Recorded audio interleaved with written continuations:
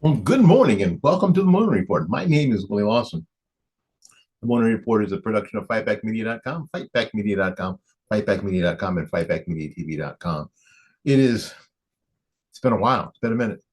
Uh, we're still dealing with some health things that we're working out. My endurance is crap. I'll be honest with you. My endurance is crap. But I'm feeling a lot better. Thank you again for your prayers and well wishes. Um, Before I get started with the next story, I would be remiss if I did not thank my wife and my son for helping me through this time. Another health crisis. When we get to my age, you may end up with a few of those, and that's when you know that your family truly loves and cares about you. So, and especially my wife Debbie. Uh, you can check her out on Deb's Life, her YouTube channel. Subscribe to her YouTube channel. It does like um, grocery hauls and that kind of stuff. That'd be very cool if you would do that for me. Our anniversary is tomorrow or today when you see that on December 5th, 36 years. That's the real deal, kids. I'm telling you, that's the real deal. All right, enough personal stuff. Let's get on with this report. The State Department has revealed the horrific reason why female hostages have not been released by Hamas. Now we saw that in the last few days, a few hostages have been released, but some female hostages have not been released, and it's as bad as you think it is. The State Department revealed on Monday, on the 4th, the reason why Hamas continues to hold hostages underground is the Gaza Strip. More specifically, why they're refusing to release female hostages. According to the State Department spokesperson Matthew Miller, the Iranian-backed terrorist organization isn't releasing additional female hostages who were violently taken from their homes and at a music festival in Israel on October 7th because they know and have experienced too much while in captivity. In other words, they don't want them speaking out about what's been done to them.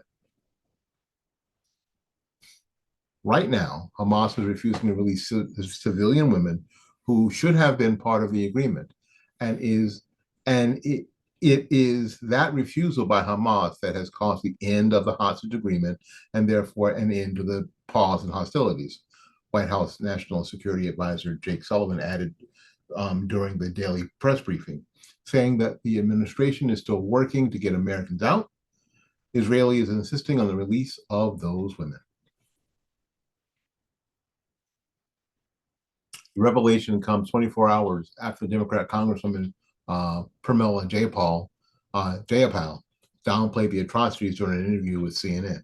Hamas is still holding a number of American hostages. The White House claimed that they're still working to get them home. Now, what we know, and I think what we have known, is that these women have been tortured and raped. And this is what,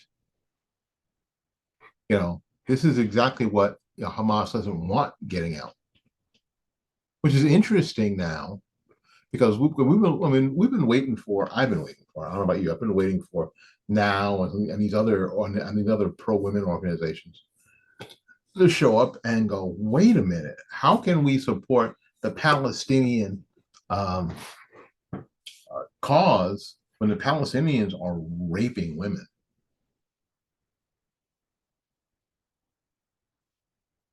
So now the UN with the women in the United Nations are trying to call out Hamas. Oh, so now over the weekend, United Nations women made news for speaking out in support of Israeli women following the October 7th terrorist attack perpetrated by Hamas, albeit in a post that is also addresses concerns for Palestinian women. On Friday, the entity's X account, formerly known as Twitter, made a post indicating that we reiterate that all women, Israeli women, Palestinian women, as all others, are entitled to a life lived in safety and free from violence. The pinned post came nearly 2 months after the attack, though. And after a whole bunch of backpedaling, it took to the second paragraph of the statement, which began by lamenting the return of fighting between Israel and Hamas, to even reference Hamas.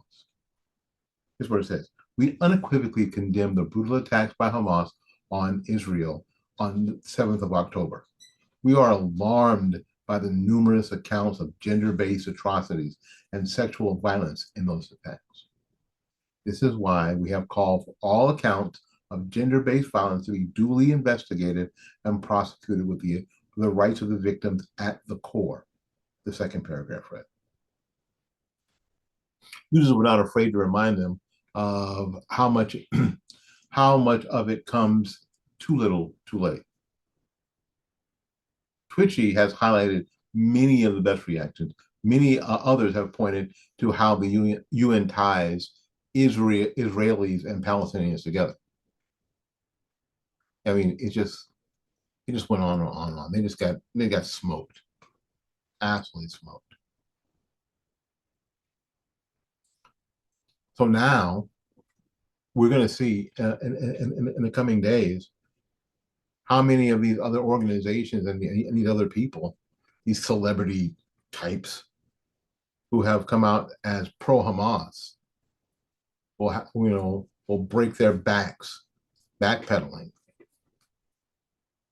when this really starts to come out about the what they call the gender-based atrocities. Yeah, we call that rape, torture and rape. And why won't they release these women? It's going to be interesting. It's going to be very interesting. All right. Always speaking about gender.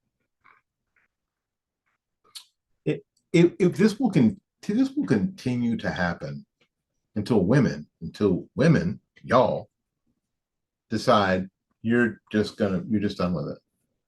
We did a story, I think my last story, last time I was with you, about a whole group of MMA fighters, women, deciding that they would just abandon this one competition. Say, screw, we're not doing it. So there was only two competitors in this one weight class, and they were both dudes. They were both dudes. Until women decide, enough. These organizations can keep making these decisions until they bankrupt themselves, which is a perfect time for other organizations to come to the fore. A trans runner, a man, complained about being embarrassingly slow after he won a women's race. A dude, all that stuff, reportedly complained about being embarrassingly slow and out of shape after winning a women's New York State half marathon. This dude, a medical student, Kai Lucy Rivacharan, I can't pronounce his name, ran the Upstate Classic near Albany. According to several reports, he complained on social media after he finished first in the women's category.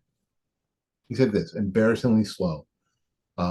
Gave up after 5 miles because my tendon was acting up, very out of shape. I'll take the win, though, he reported.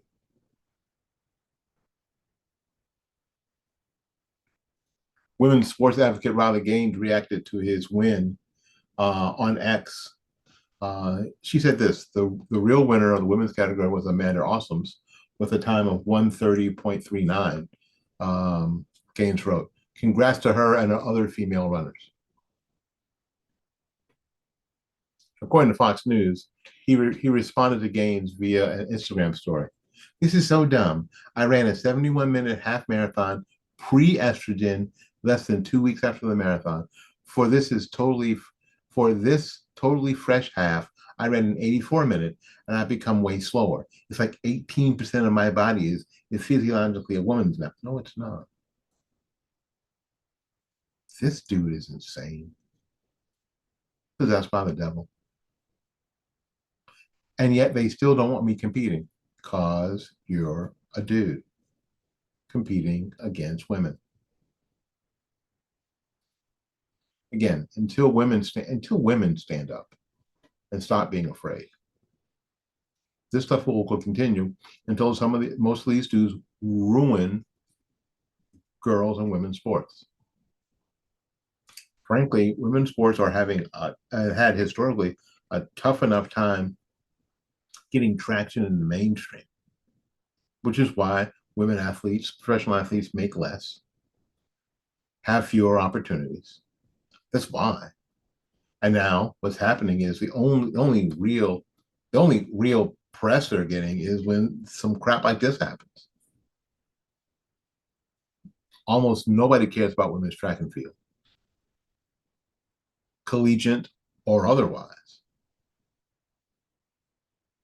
And now the only press you're getting is when this crap happens. Only women can stop it. And if these women don't stand up for themselves, there's nothing anybody else can do for you. Sounds like there's a theme going on here. But anyway, that's what's going on here. All right, this is a short show because I told you my endurance is crap. In any case, thank you again for watching. Again, thank you for your prayers and your concerns. I don't know if we're going to do another show tomorrow. We'll try. We'll try. My wife and I are planning on doing a video on that will be on our Facebook pages and on her YouTube channel. And you can get there by just typing in Deb's Life 60064. Subscribe. We really appreciate it. All right, until we see you again, go out there and learn something, love somebody, and for goodness sakes, y'all take care of yourself. We will see you when we see you. Bye-bye now. What's going on, Tampa? Jeff Dow from JD's Pressure Washing here again, and we wanted to share something really cool with you that we're going to be doing that you can be a part of. Tampa is home to 21,000 veterans. We all love our vets, and being one myself, we wanted to find a way that we could give back. So here's what we're going to do. For every 10 jobs that we do that are $300 or more, we're going to do one veteran home for free. Now, when I say home, we're talking house wash, driveway, sidewalks, and perimeter fence if they have one. So I need your help with exposure on this so that we can get the jobs that we need as well as the veteran homes to clean, which is going to be a total surprise for them. We're going to show up, knock on the door, and let them know right then and there in the moment what it is that we're going to be doing for them. It is going to be pretty cool. And here's a bonus offer for all of you who help us with this. We're also going to offer 15% off all cleaning that's over $300 just to say thanks. So if you could do me a huge favor, like, comment, and share this video so that we can get the word out and start cleaning homes of veterans right here in Tampa.